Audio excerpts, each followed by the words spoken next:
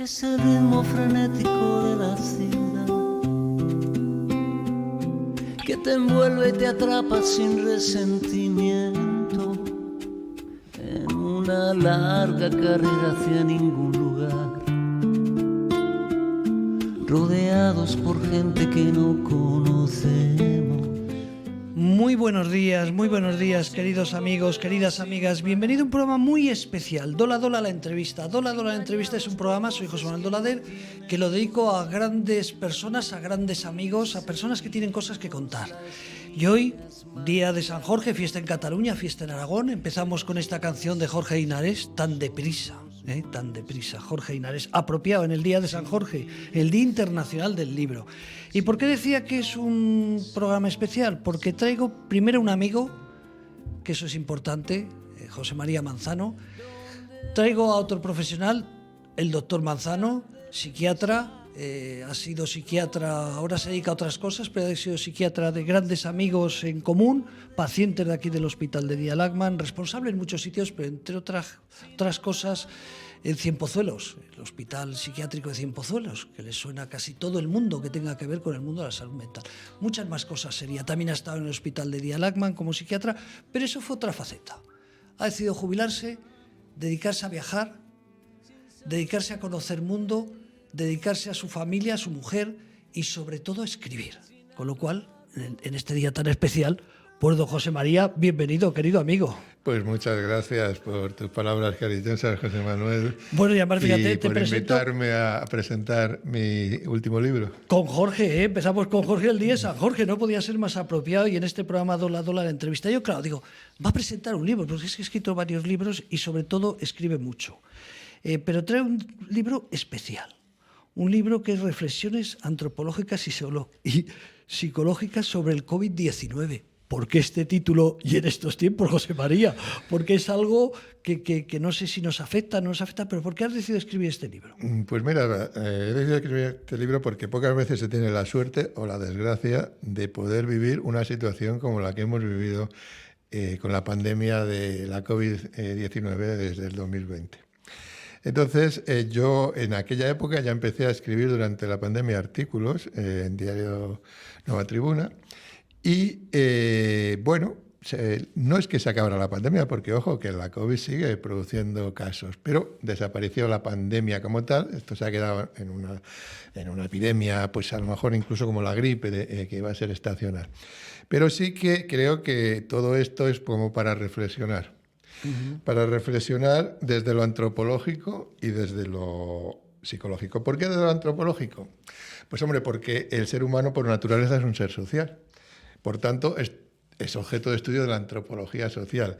Y lo que ha ocurrido de interacciones y de cambios en las relaciones sociales y jerárquicas y de todo tipo durante la COVID-19 es evidente que tiene que ser objeto de la antropología y reflexión de la antropología, ¿no? Yo en la contraportada del libro digo que a lo largo de toda la historia evolutiva del ser humano, este ha conseguido sobrevivir y desarrollarse gracias a la interacción social. Somos un grupo y entre nosotros nos ayudamos a superar las crisis. A raíz de la crisis sanitaria, social y económica de la COVID-19, pues hemos escuchado muchas consignas, ¿no? Todas las tardes a las 8, Sobreviviré, de Mónica Naranjo o el dúo dinámico. Resistiremos unidos, venceremos unidos, en un tono muy bélico todo, ¿no? Esto era como una guerra contra el bichito de la COVID-19 que nos venía en principio de China. Entonces, desde la psicología, que digo que es otro de los aspectos de la reflexión de este libro, también, y de la psicología positiva, al que yo en el programa de Radio Diversidad sobre las charlas con el doctor Manzano he dedicado un montón de programas, pues desde esa psicología positiva se reconoce que el ser humano tiene una remarcable capacidad de adaptarse a todo lo que viene, bueno, malo, regular y de un gran crecimiento personal. Y en la COVID y en los traumas, donde sale lo mejor que tenemos cuando caemos, la resiliencia, es decir, volver a superar una situación de crisis y salir reforzado de la misma, que eso realmente es la resiliencia. Y esa, aunque me ha alargado un poco, es la contestación a tu pregunta de por qué el título de este libro. Fíjate, tú que ha pasado una cosa curiosa, ¿no? La COVID ha traído muchas cosas malas, gente se ha arruinado, miles de personas han fallecido. Yo no creo que saliéramos mejor. Todo el mundo decía, vamos a salir mejor, vamos a ser mejor. Yo creo que no hemos salido mejor. Sí que creo que ha cambiado el mundo. De hecho, nuestra radio, ahora radiodiversidad.com y Radio La Barandilla, que es este programa que estamos emitiendo hoy a través de YouTube, aprendimos lo que era el Zoom. Algunos. Otra gente sí, pero yo recuerdo que venía a la radio y para hacer programas con la gente tenías que utilizar el Zoom o el teléfono, que antes era más presencial. Fíjate, perdona que te corte con lo del Zoom. Yo celebré el cumpleaños de mi nieto pequeño por Zoom. Por Zoom, pues fíjate. Como ejemplo de los cambios. Sí, sí. Cambiaron muchas cosas, descubrimos muchos Netflix, y digo que descubrimos muchos porque era donde pasabas el día, ¿no? Delante de una televisión, delante de un ordenador. Los jóvenes, incluso la comunicación cambió mucho.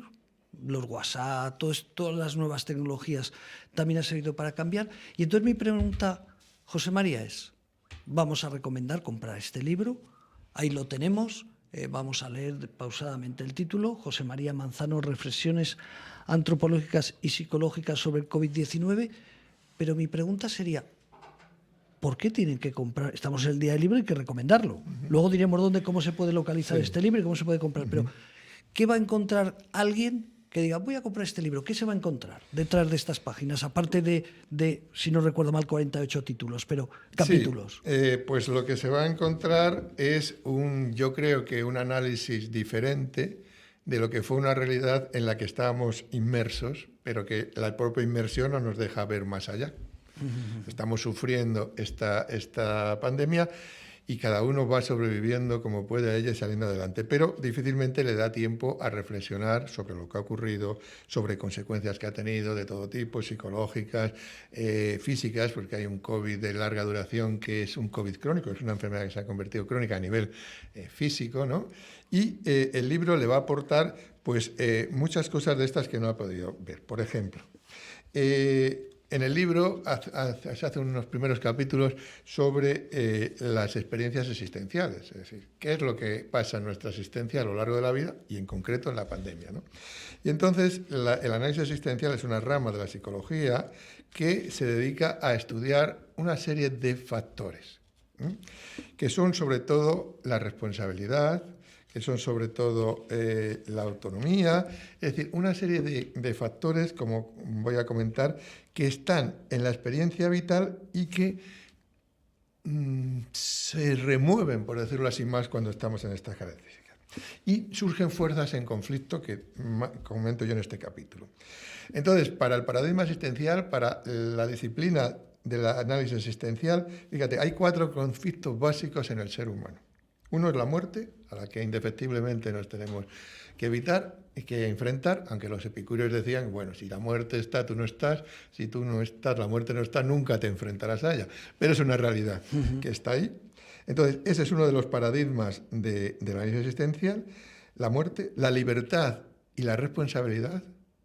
¿Cómo hemos hecho ejercicio de nuestra libertad o responsabilidad en esta pandemia? Porque ha habido de todo, desde irresponsables hasta lo contrario, de gente que era negacionista, gente que insolidaria, gente que ha sido responsable otro de los paradigmas existenciales es el aislamiento. Fijaros, es importante la experiencia de aislamiento que hemos tenido todos, porque es una experiencia que no siempre tiene todo el mundo, pero que aquí ha sido universal. Todos hemos pasado por estar un periodo de tiempo determinado, 2 meses, en auténtico aislamiento y lo que eso ha supuesto para cada uno de nosotros como vivencia, que es muy individual. Y bueno, fíjate, voy a contar una cosa, pero es tan individual que yo, que me había separado hace años, decidí volver a buscar una pareja y volver a tener una relación de pareja a partir del aislamiento que yo padecí durante esos 2 meses. Bueno, que no escuche tu mujer, ¿no? Que no escuche tu mujer este programa. Encerrado en casa, ¿no? Dije, no, esto no es lo que yo quiero. ¿Y qué detonó eso? La situación de 2 meses de aislamiento. Si no, seguramente hubiera seguido como antes.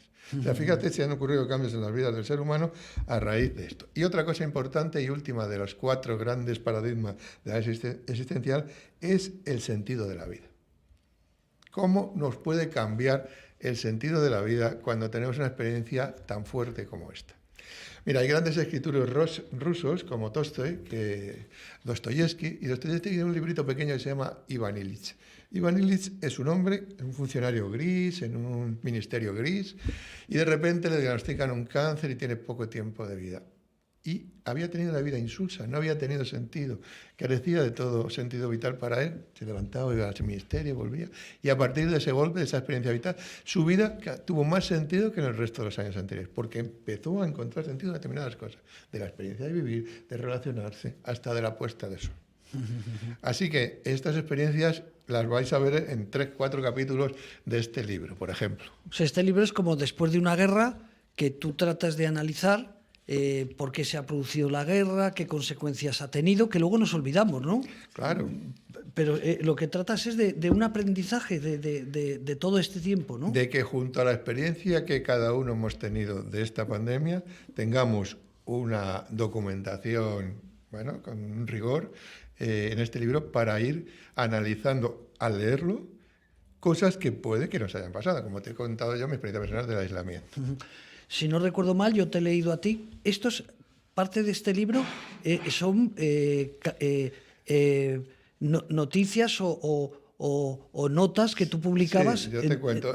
Muchos de estos artículos son de los artículos que yo publiqué en ese momento, de los 2 años y pico de pandemia, en el diario Nueva Tribuna. Algunas cosas nuevas que yo le he añadido posteriores. O sea, son unas reflexiones sobre el momento. Están escritas en el momento de la pandemia, memoria, sino que... Y después han sido recopiladas y ampliadas, con una introducción y el marco teórico de esta reflexión. Lo digo porque tienen más valor, claro, o sea, que la mayor parte ha sido escrito durante el periodo de la pandemia, otra parte ha sido posterior, pero ya es la parte más teórica, más técnica, bueno, protocolo de introducción, recomendaciones, en fin, pero una gran parte, el 80%, se basa en la experiencia escrita en la propia pandemia. Sí que tiene un valor vivencial también. Claro, eso es lo que decía, que no es que hayas dicho voy a pensar qué es lo que ocurrió, sino que un poco lo que trasladas es lo que tú veías que pasaba en los medios de comunicación, mira, ahí lo estamos viendo, el libro, o sea, tú lo que has hecho es trasladar tu experiencia de aquel momento, pasado ya unos años, juntar todo y darle una vuelta. Es un libro, ¿a quién se lo tendríamos que recomendar? Porque claro, decimos, es un libro, está muy bien, ha venido José María, es encima de la Asociación La Barandilla, no es por nada de esto por lo que está aquí, sino porque es un libro y un día especial. Pero ¿quién crees que tendría que tener este libro? Yo creo que es para un lector en general. Le puede venir bien tanto a un profesional, la psicología, la antropología, la medicina, pero a cualquier persona. Y por eso os voy a leer cómo en el prólogo que ha realizado un amigo mío, Carlos Salamero, Carlos Salamero, un gran profesional, psicólogo clínico y coordinador del CRPS Martínez Campos, me hace un prólogo de amigo, pero dice al final: el libro que tiene en las manos, estimado lector, es un interesante ejercicio de reflexión acerca de estas circunstancias que nos ha tocado vivir, que quiere posicionarse desde la observación fenomenológica del mundo, es decir, lo que ocurre en ese momento de forma vertiginosa e incierta, que así fue, vertiginoso e incierta, y apuesta por el futuro, pero con un optimismo cauto. Con un optimismo cauto. Y dice él que no nos despiste la aparente facilidad del verbo con el que está escrito esto, para aproximarse a las diferentes cuestiones. Hay detrás bastante lectura y un trabajo de pensamiento e introspección personal. Y él finaliza con una cosa que me gustó mucho. Dice, para finalizar el prólogo, como le gusta acabar a José María, que todos mis artículos acaban con una reflexión, dice, quiero hacer la de Ralph Waldo Emerson, que me parece muy buena, para un amigo a otro amigo, sobre la amistad. Dice, un amigo es una persona con la que se puede pensar en voz alta. Una persona con la que se puede pensar en voz alta. Oye, ¿y crees que esto ha sido, no viene en este libro, pero te hago una pregunta? Tú que esos días también, pues como estudioso que eres y veías lo que pasaba en otros países, ¿hemos sido diferente España a otros países? ¿O eso no te ha dado tiempo tampoco de analizar? Bueno, hay un capítulo que hablo de diferentes cosas. Se llama Aspectos transculturales de la pandemia. Y ahí trato de contar que sí que no en todos los países, en los países occidentales es parecido, pero por ejemplo, en otros países, por ejemplo en África, se ha dado mucha menos incidencia. En África menos incidencia. Un continente subdesarrollado. ¿Por qué? Porque ellos están inmunizados a multitud de gérmenes, de virus, de bacterias, y tienen más desarrollado para poder sobrevivir su sistema de defensa. Entonces, por ejemplo, ese es un rasgo diferencial en cuanto a lugares, ¿no? También es diferente, lo hablamos antes, en cuanto a incidencia, por ejemplo, en el género. ¿Cómo ha impactado más en el género masculino o femenino? Ha sido, como siempre, más la carga para la mujer, que además de la pandemia ha tenido que cargar con el cuidado, con las actividades laborales, en fin. Todo esto ha sido así, y entonces es verdad que ha sido diferente en diferentes culturas. En los países occidentales muy similar, muy similar. Sí, veíamos la televisión, en todos los sitios pasaba lo mismo, cerraban Roma, cerraban Milán, luego nos tocaba cerrar Barcelona, cerrar Madrid. En África no cerraron nada. Claro. Qué curioso. No cerraron nada, sin embargo, como te digo. Estaba para mirarte esto que me preguntabas y decirte cuál capítulo del libro era el que se dedicaba a... bueno, otro interesante, ahora busco eso, es el duelo y la pandemia. Un capítulo se dedica al duelo y la pandemia. El duelo ha sido terrible en esta pandemia. Me decían amigos, entre ellos Carlos Salomero, que su padre murió en una residencia y que fueron incinerados, donde no hubo nada, no se pudo velar al muerto, no se sabía dónde estaba, se iban a una morgue, luego los incineraban, y esos duelos no se resolvieron. Entonces, el duelo y las consecuencias de esos duelos mal resueltos, pues es un poco lo de los duelos de las guerras civiles, cuando desaparecen los familiares, acaban en cunetas, y nunca más se sabe. Es decir, es uno de los efectos que post-COVID han sido importantes. El duelo, la no resolución del duelo. ¿Tú crees, José María, una vez ha pasado todo? Una vez ha pasado todo. Dime. Es que estoy tratando de pensar cómo preguntarte, ¿se podría haber hecho otra cosa o no? Hombre, siempre se puede... No hablo en contra del gobierno, si lo hizo bien o lo hizo mal, pero... Siempre, yo no creo que este gobierno lo hiciera mucho peor o mucho mejor que Francia, que Italia, que Alemania, no. El problema es cuando algo surge y surge así, ¿no? Lo que sí que se hizo mal fue banalizar esto al principio. Esto no es nada, las primeras... los primeros las primeras técnicos declaraciones que del salieron. Ministerio de Sanidad, bueno, esto no, aquí es una minimización que retrasó el empezar a hacer las cosas. Fijaros si lo retrasó, que por ejemplo, uno de los, que también lo cuento en el libro, otro capítulo, de los, digamos, de los sectores súper castigados que ha sido la profesión médica, enfermera, la profesión de la salud, de los profesionales de la salud, súper castigada. No sé si recordáis aquello tan tremendo que se ponían bolsas de basura para cubrirse porque no había batas. Sí. Bueno, no te cuento lo de las mascarillas, que mira la cola, que todavía estamos con el caso Goldie, mascarilla. Y mascarilla, o sea, una cosa tremenda. Entonces, claro que se podía hacer mejor, pero para eso hay que decir la verdad. Hoy he contado yo en las charlas con el doctor Manzano de la psicología política, la mentira en política.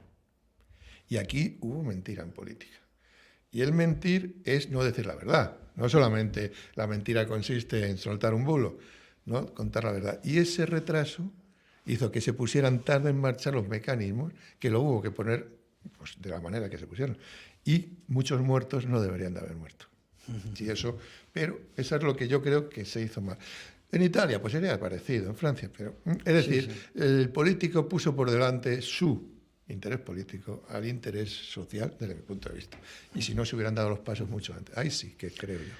Tras leer el libro, ¿a qué conclusión llegarías? Si ahora volviera otra pandemia, ¿estaríamos más preparados o volveríamos a sufrir por lo mismo? Bueno, ya pues, sé que te pregunto algo que no lo saben ni los propios profesionales que están... En otro capítulo que hablo de las grandes pandemias, de la gripe aviar y de la gripe...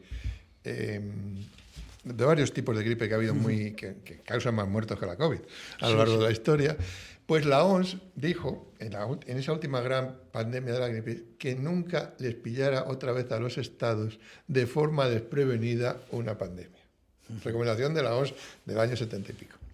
Eso es lo que debería de ocurrir, que ya no nos pueda pasar esto nunca más, que una pandemia sepamos desde el primer momento qué medidas tomar, qué necesitamos, en todos los sentidos, profesionales, material, etcétera, y así será como no tendrá nada que ver con esta. ¿Tú te vacunaste de las 2 y 3 correspondientes por nuestra edad? Seguro que nos tocó 3. En septiembre del año pasado la 5ª dosis de la COVID. Vale, entonces no eres negacionista. Otro capítulo del libro se dedica a eso. Vale.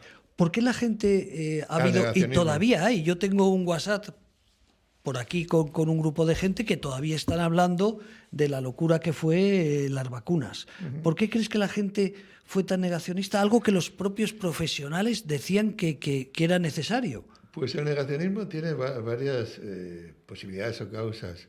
Hay a veces afán de protagonismo de aquellos que se erigen en líderes del negacionismo. Había por ahí... Sí, el tal Bosé, por ejemplo, el Miguel Bosé, por ejemplo. Un curandero de Cataluña que también aportaba cosas. Es decir, un afán de protagonismo, de liderazgo, de ir a la contra, como los movimientos antisistema, pues a la contra del sistema, ¿no? Luego hay factores, a lo mejor también, que puede haber de tipo económico por debajo, no lo sé. Pero lo cierto es que el negacionismo se extiende de una manera, y hay una cultura del negacionismo. Hay todavía familias en algunos sitios que no vacunan a sus niños. Las vacunas obligatorias. Porque no creen en el mundo natural, en la medicina natural, no los llevan a la escuela porque creen en la escuela, en la familia, en fin. Eso a la larga se paga, porque evidentemente las vacunas son muy eficaces. Recordemos el tema de la polio, que desapareció en España y ha desaparecido casi en todo el mundo gracias a las vacunas, ¿Y ¿no? qué ha pasado con el sarampión? ¿Y qué ha pasado con la viruela? ¿Y qué ha pasado con un montón de enfermedades infecciosas? ¿Y qué ha pasado con la COVID? Que ha pasado a ser una gripe banal. En el momento actual, una gripe banal, menos mortal, entendiendo por eso a las personas vacunadas, claro. Sí. Las vacunas son los grandes, pero de los grandes avances de la O sea, humanidad. tú como médico que eres, otra cosa es que seas psiquiatra, pero como médico, ¿a ti no te quedó ninguna duda una vez empezaron a hablar profesionales? No, a mí no me quedó duda que los laboratorios que estaban investigando a unas marchas forzadas, que nunca les estaremos suficientemente agradecidos, aunque luego se lleven su parte económica, lógicamente, es absolutamente fiable, absolutamente segura. Yo me preguntaba esta mañana, ¿con tu quinta de esto no te algo? Nada, ni una febrícula, nada. Y mucha gente, hay incluso un capítulo aquí en el negacionismo donde se hace un estudio sobre qué piensa la población general de los que negaron la vacuna y luego murieron por la COVID. Y ahí también se lo puede leer en el libro. Es una experiencia fuerte. Aquellos que cuando ya estaban terminales se arrepintieron de no haberse vacunado. Sí, y eran negacionistas. Hubo gente famosa que se hicieron famosos en aquellos tiempos. Eso también se puede ver en el libro. O sea que es un compendio, vamos, de todo un par de años. Sí. Además, muy fácil de leer y muy asequible, ¿no? Para llevarlo. No es un tocho ahí de libro. Hay epidemiológicos, hay análisis de DAFO, de deficiencias, de factores principales y no principales. Bueno, es un libro yo creo bastante completo porque es reflexión. Los capítulos están hechos a posta de este tamaño como mis artículos porque estoy seguro de que capítulos grandes la gente abandona. En capítulos pequeños donde se cuente lo esencial es lo que se lee y como cada capítulo es independiente de otro, tú puedes leer hoy el capítulo 15 y mañana el 25. Es decir, porque te apetece más o porque te sugiere más el título o porque esa noche te apetece leer eso. Entonces, es fácil de leer, está en un lenguaje fácil de leer, pero no como dice Carlos Alamero, no por eso sin rigor. O sea, que, de hecho, un médico que durante 2 años sufre lo mismo que han sufrido el resto de la población, que durante 2 años escribe por su experiencia, por lo que está viendo y que ha decidido plasmarlo para que quede como historia, ¿no? Eso sería un poco lo que podemos encontrar. Es un libro que no creo que pase de moda porque cuando uno quiera saber lo que pasó en la COVID-19 desde la óptica en la que está escrito el libro, pues va a tener un referente fácil. Oye, todos los libros medio científicos, aunque este no es científico, pero está hecho por un médico, cuestan una pasta. Este libro... No, este libro es barato, ¿eh? Ah, es barato. Creo que está en una promoción ahora de 14 euros por la editorial Autografía. Vale, o sea que es fácil de localizar. Pone usted, el título es largo, pero si ponen José María Manzano Callejo, reflexiones antropológicas, o ponen José María Manzano Callejo libro, reflexiones sobre el COVID-19 y te aparece. La editorial...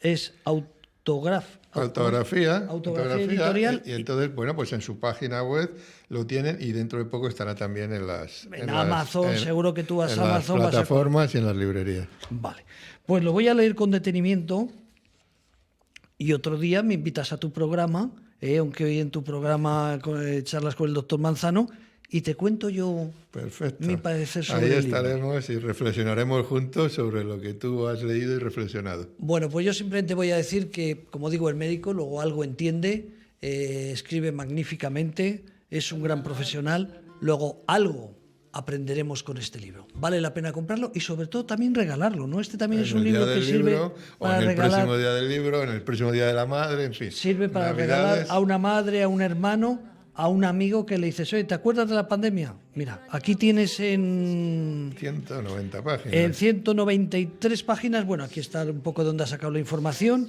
biografía recomendada. En 190 páginas vamos a revivir positivamente lo que sufrimos pues toda España y el resto del mundo. Pues queridos amigos, Dola la entrevista, está claro, se lo merecía. José María, muchísimas gracias por venir aquí, muchísimas gracias por el apoyo que das a la Asociación La Barandilla y a Radio La Barandilla, que te escuchamos en radiodiversidad.com. Pues muchas gracias por la invitación. Ahí lo tienen ustedes. Y nos vamos con San Jorge, con Jorge Dinares. Muy bien. Un abrazo, queridos amigos. Un abrazo. Sin hablarnos, ¿dónde vamos? ¿Dónde vamos? ¿Dónde vamos? Tan deprisa, ¿dónde vamos? Sin saber a dónde